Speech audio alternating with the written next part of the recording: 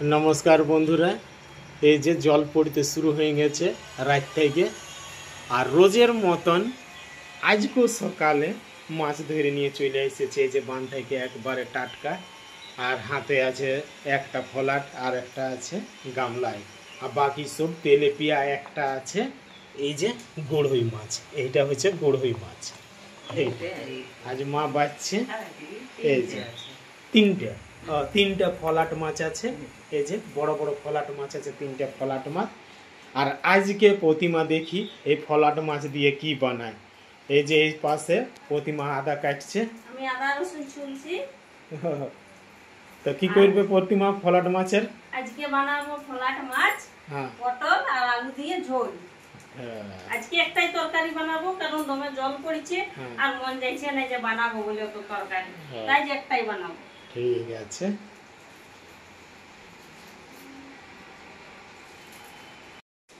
এই যে আমি আলুটা এখন কাটে রাখছি তারপর পটলটা কাটিব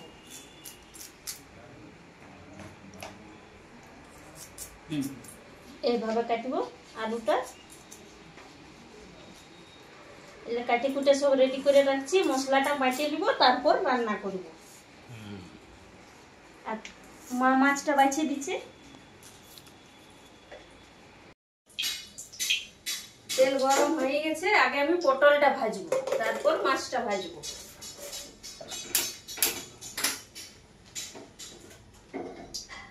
আগে আমি পটলটা ছাড়ছি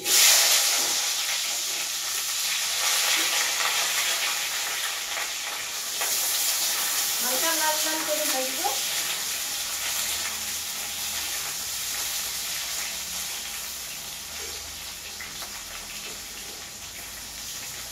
একটু নুন দিচ্ছি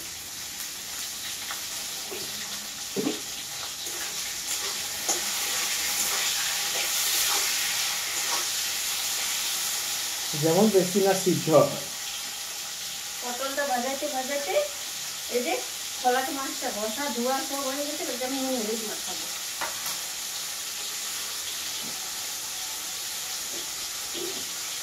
ফলাট মাছ আর পটলের ঝোলটা ভালোই লাগবে আলু মিক্স করলে হ্যাঁ আলু তো খুবই টেস্ট হয় হলুদ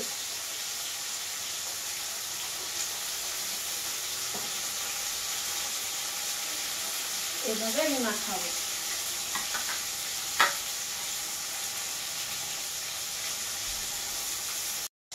পটলটা ভাজা হয়ে গেছে এবার আমি উঠাই দিচ্ছি তারপরে এই পটল ভাজার তেলে আমি আলুটাও ভেজে দিব তারপর মাছটা ভাজবো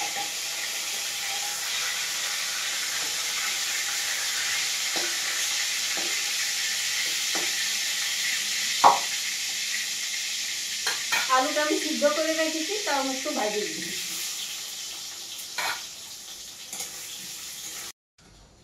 পটল আলু ভাজা হয়ে গেছে এবার আমি মাছ ভাজবো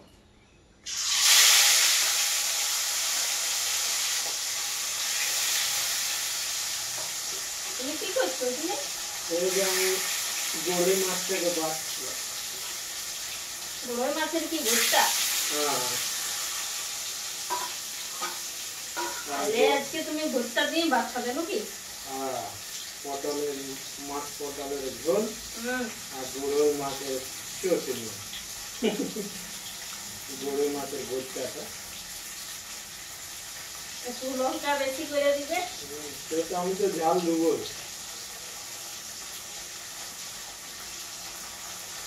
তাহলে খেতে ভালো লাগবে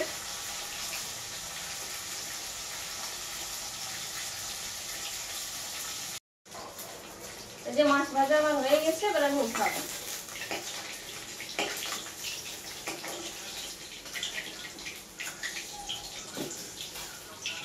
মাছ ভাজাটা হয়ে গেছে এইবার আমি তরকারিটা করব 5 ফোড়ন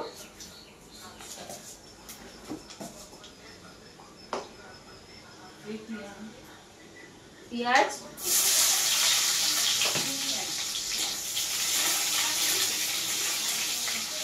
দুধের হাঁসটা ভালো আছে কিন্তু ওই দিয়ে দিয়ে দুটো দুটো করতে হয়েছে নিয়ে দিয়েছি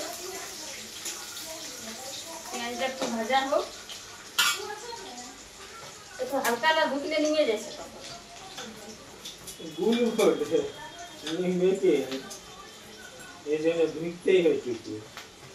আর কল্যাণ হইলে অনেকক্ষণ হয় আগুনটা। পেঁয়াজটা ভাজা হোক, তারপর টমেটোটা দিয়ে ভাজবো। এই জলটা বারবার কিন্তু বিরক্ত করছে এসে এসে।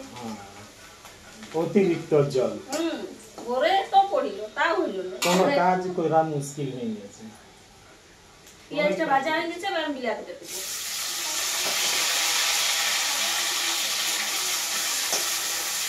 বিলাতিটা একটু ভাজবো। বিলাতি পেঁয়াজ ভাজা হয়ে গেছে, এবার আমি মশলা দিব। আমিও বসে গেছি। আদা রসুন বাটাও আছে, জিরা ধনিয়া সব ভর্তি একসাথে আমি বাটিয়েছি। আমরা ফলাট আর পটল দিয়ে ঝোল করে দেখেছি, অনেকেই টেস্টি হয়, তার জন্য আজকে আমরা এটা আপনাদের সঙ্গে শেয়ার করছি।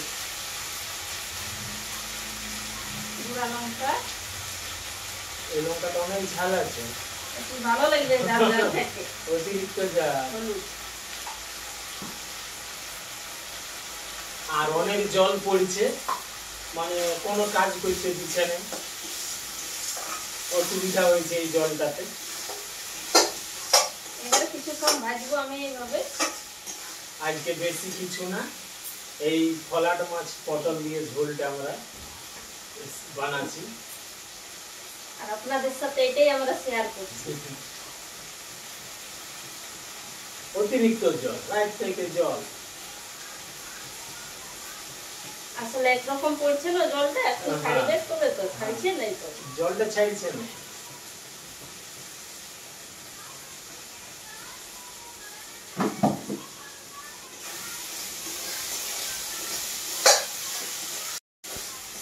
আমার মশলাটা ভাজা হয়ে গেছে, এবারে আমি আলুগুলা দিব। আলুটা একটু ভাজে নিয়ে জল দেব।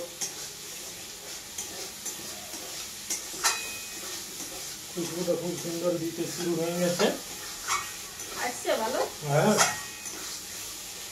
এবার আমি জল দেব।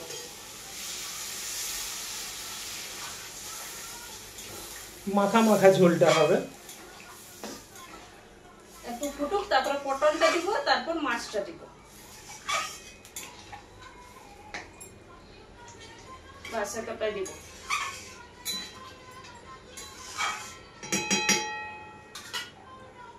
একটু খালি ফুটুক,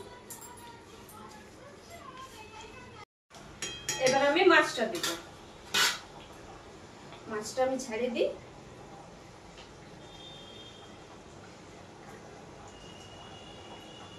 একটু চালাইও দিই, এক ফুট ফুটুক, তারপর পটলটা দিব। কিন্তু গরমও লাগছে, ঝোলও পড়ছে, অনেক গরমও আছে, ভেজা গরম, সতা গরম, সেটা লাগছে। ফুটে গেছে, এবার আমি পটলও দেব।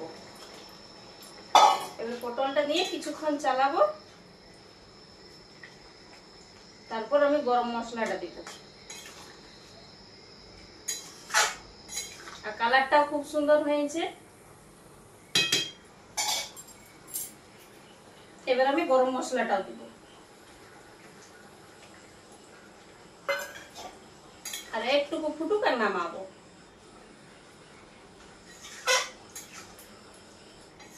গরম মশলাটা দিবার পরে কি সুন্দর গন্ধ দিচ্ছে রে ভাই।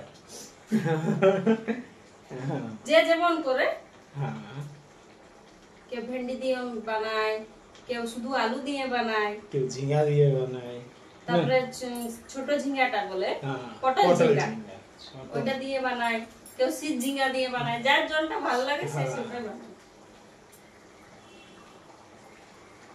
বাস হয়ে গেছে, এবার আমি নামাবো। এই যে আমার রান্না হয়ে গেছে, এবারে খাবার জন্য রেডি। খুব সুন্দর।